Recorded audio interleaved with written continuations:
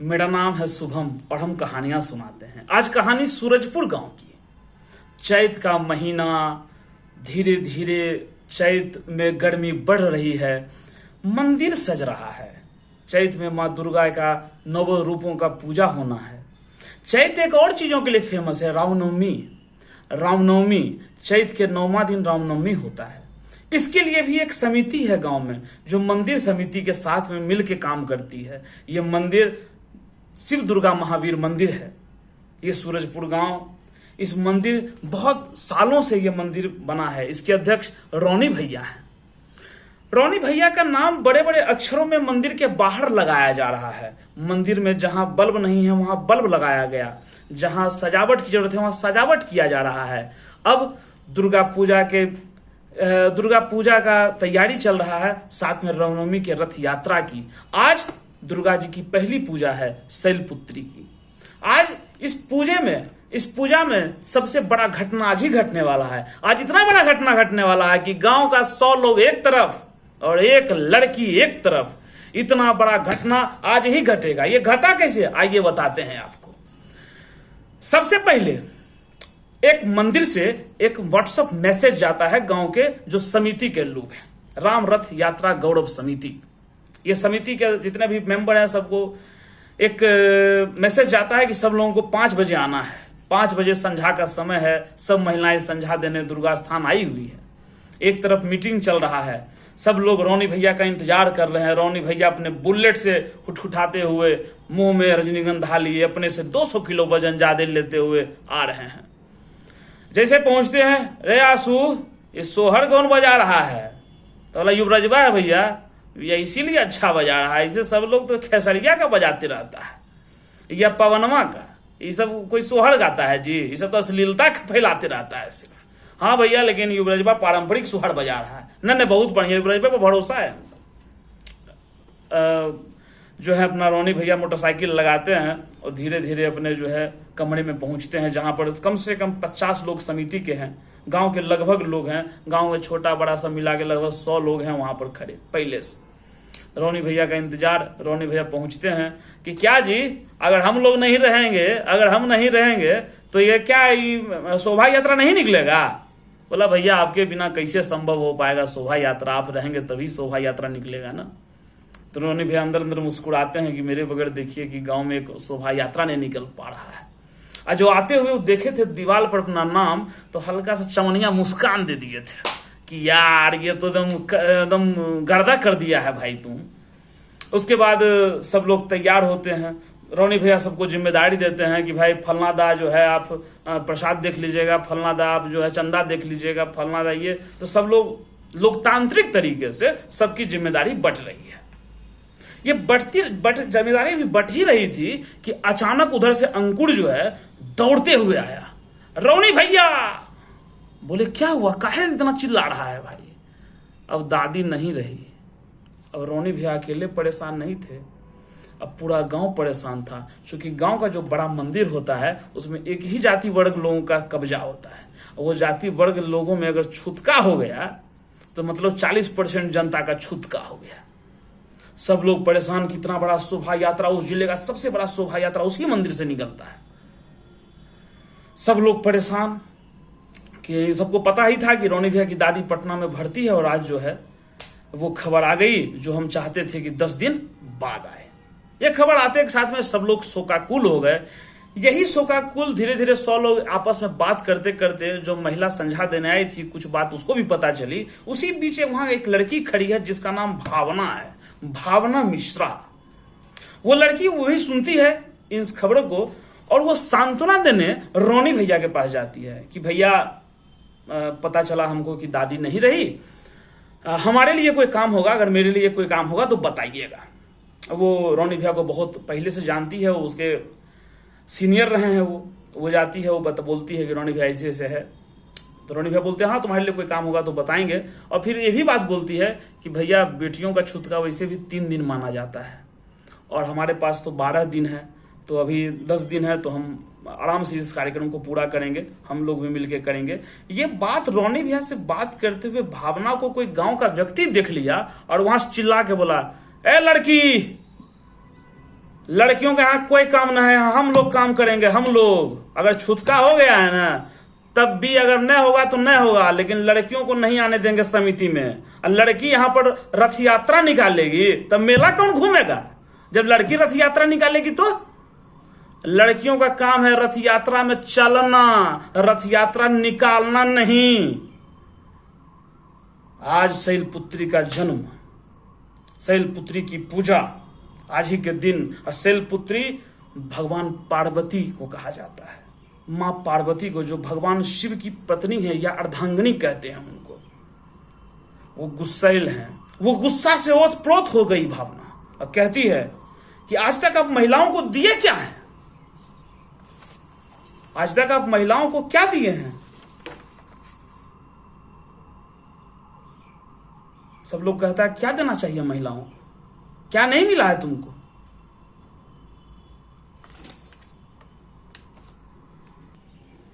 आप आज तक कोई बेटियों को कुछ दिए हैं?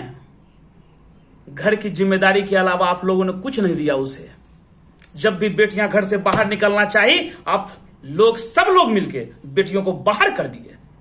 वो कहे कि तुम रोटी बनाओ, सब्जी बनाओ, चूल्हा चौका करो। क्यों? ये राम रथ यात्रा सिर्फ आपके लिए है? हम सिर्फ यहां भजन सुनने आएंगे, संझा देने आएंगे? क्या हमको इस समिति में जगह नहीं है? सारा लोग सन्नाटा, चिल्लाते हुए बोल रही है, दहाड़ रही है भावना, जैसे लगा कि मां शैलपुत्री स्वयं उस पर साक्षात खड़ी है। सब लोग सन्नाटा, एक तरफ 100 लोग, दूसरे तरफ एक अकेली लड़की। उसको देखते हुए समझा देने वाली जितनी महिलाएं हैं सब लोग उसके बगल में आके खड़ी हो गई। अब वो अकेले नहीं थी, पीछे 10 लोग और थे, 9 लोग और थे। अब 10 मिलके जैसे लगा मां दुर्गा का अवतार ले ली हो।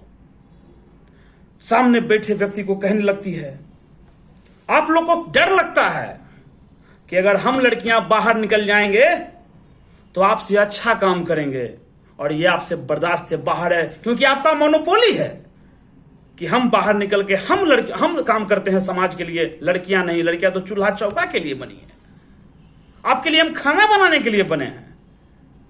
हम रामरथ शोभा यात्रा नहीं अच्छा निकाल पाएंगे। अरे हम मानते हैं कि मेरे पास अनुभव नहीं है। अनुभव इसलिए नहीं है क्योंकि आप समिति में हमको जगह ही नहीं दिए कभी। जिस दिन आप हमको जगह देते, हमको भी अनुभव होता, यहां बैठे गांव की इतनी महिलाओं को अनुभव होता कि आपसे अच्छा शोभा यात्रा निकलता। अरे कौन आता है आपके शोभा यात्रा में? हम जैसे लोग आपकी शोभा यात्रा को शोभा बढ़ाते हैं। अगर हम लोग अगर चूल्हा चौका करके घर से बाहर ना निकले आपके शोभा यात्रा को देखने के लिए, तो कोई नहीं देखेगा आपके शोभा यात्रा को। और आप ये बात कर रहे हैं कि लड़कियों के लिए कोई जगह नहीं है, तो लड़कियों के लिए कहां जगह है? चूल्हे के सामने। भावना अपने भावना को भड़ास निकाल रही है रोनी भैया के सामने। रोनी भैया सकदम, 10 महिलाओं उसके पीछे, सभी महिलाओं के हाथों में किसी को डोलची है, किसी में लुटकी है, किसी में धूप है, किसी में दिया है। सब लोग अपने अपने हाथों में लेके सब खड़ी है, जैसे लगे कि मां दुर्गा का 10 अवतार उसके पीछे हो। जैसे कि मां दुर्गा के पीछे देखते होंगे किसी में हाथ में त्रिशूल है, किसी में भाला, किसी में कोई और हथियार, किसी में शंख। ऐसे ही सब लोग भावना के पीछे वैसे खड़ी है। एक तरफ ही 10 महिलाएं, सामने 100 से ज्यादा पुरुष, सब लोग चुप। अब रोनी भैया कहते हैं कि देखा हो कि हम लोग अत्याचार तो किए हैं इन लोगों पर। अब वैसे भी हमारी पत्नी कल कह रही थी, और वो भी कहीं पढ़ी थी, कि जो लड़की, जो महिला घर का अच्छा काम करेगी वो बाहर का भी कर लेगी। अगर अच्छा काम करना है तो घर हो या बाहर, दोनों जगह किया जा सकता है। रोनी भाई कहते हैं माहौल थोड़ा ठंडा होता है। अरे बैठा हो, यहीं बैठा, बाहर बैठा। तो सब लोग बाहर बैठ जाता है, बोलता अब यही निर्णय होगा। तो आंसू कहता क्या निर्णय भैया?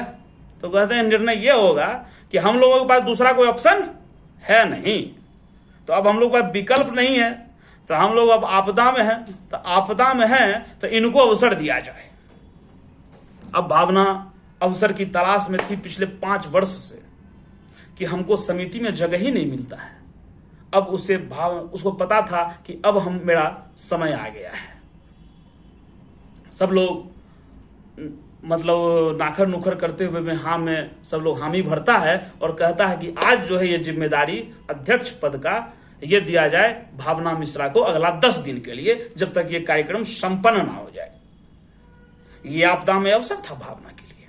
भावना आपदा में अवसर को ढूंढ ली और वो चल दी उस कार्यक्रम की जिम्मेदारी लेने के लिए, आगे बढ़ी और सब लोग उसको सम्मानित पूर्वक कहे कि आज आप इस ऑफिस का चाबी उनको दिया गया कि ऑफिस में आज से आप जाएंगे। हम लोग तो छूतका हो गया, हम लोग तो जा नहीं सकते हैं। और जितने लोग की जिम्मेदारी है, जिनको छूतका नहीं है, वो सारे लोग इनके साहस को सराहिए और इनके साथ में खड़े होके इस कार्यक्रम को भव्य और विशाल बनाइए और दिखाइए कि गांव में कोई लड़की सामने खड़ी होकर एक नई क्रांति करेगी। सब लोग हाँ में नाकर नुकर करते हुए हाँ में सब लोग कहते हैं कि हाँ ठीक है। सब लोग पहुंचती है, भावना घर पहुंचती है, पिता को बताती है, पिता बहुत खुश होते हैं। वैसे भी कहा जाता है बेटियां हमेशा पापा की परी होती है। वो घर पहुंची, घर में रात भर सो नहीं पाई। सुबह उठी, अपने स्कूटी, जिस स्कूटी पर माँ और पिता को बाजार ले जाती थी, जिस स्कूटी से सब्जी लाती थी, आज स्कूटी को धो रही है।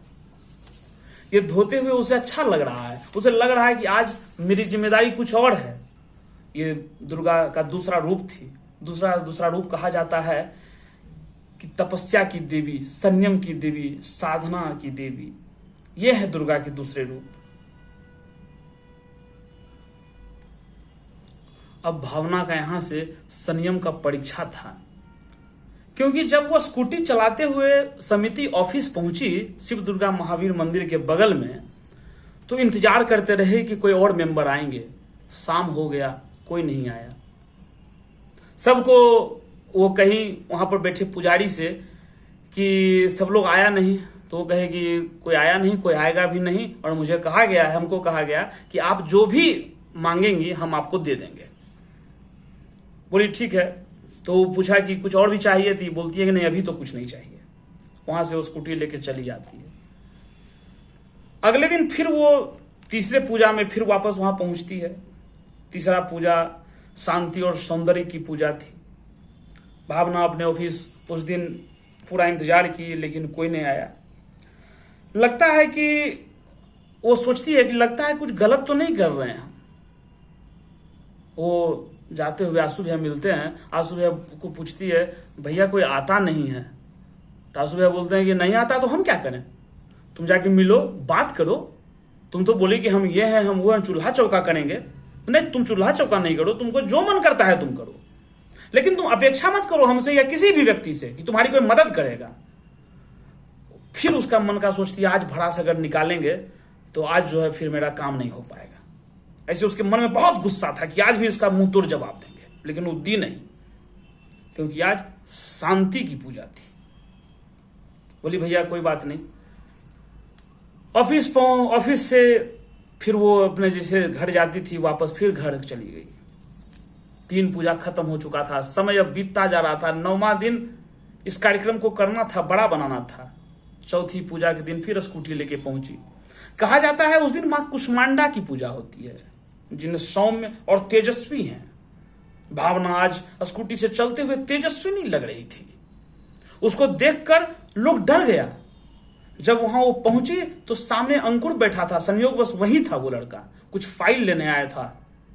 वहां देख के वो डर गया। वो बोली तुम आए नहीं अभी तक, तुम आते क्यों नहीं ऑफिस?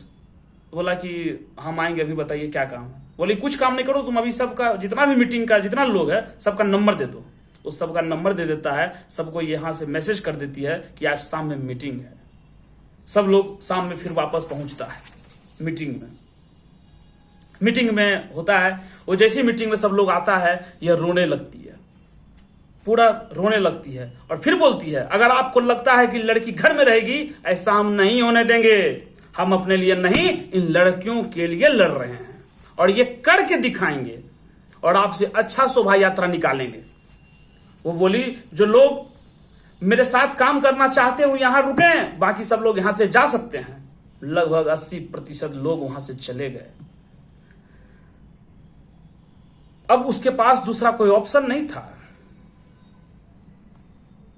वो बोलते रहे, वो जाते हुए लोग सब बोल रहे हैं कि ये जाते हुए सब लोग बोल रहे हैं कि ये सब बड़ों का है, मर्दों का काम है, तुम ये काम करोगी, शोभा यात्रा तुम निकालोगी। ये फुदफुदाते हुए लोग जाते हुए बोलते जा रहे हैं, उस पर ताना मारते हुए। ये समाज का काम तुम कर दोगी।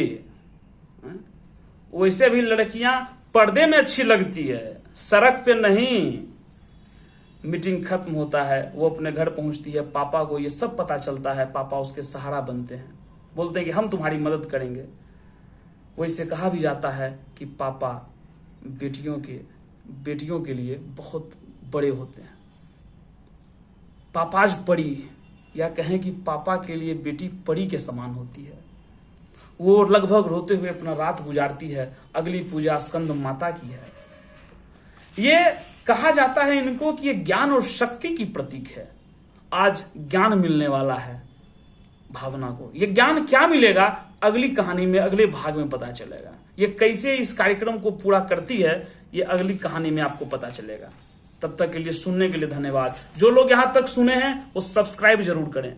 आने वाला दूसरा भाग, उसको सुनने के लिए नोटिफिकेशन वाली घंटी बजा दें, जिससे आपको नोटिस मिल जाए कि हम वीडियो अपलोड कर दिए हैं। तब तक के लिए बहुत बहुत शुक्रिया। ये कल शाम में इसी समय पब्लिश होगा इसका दूसरा भाग। तब तक के लिए बहुत बहुत धन्यवाद।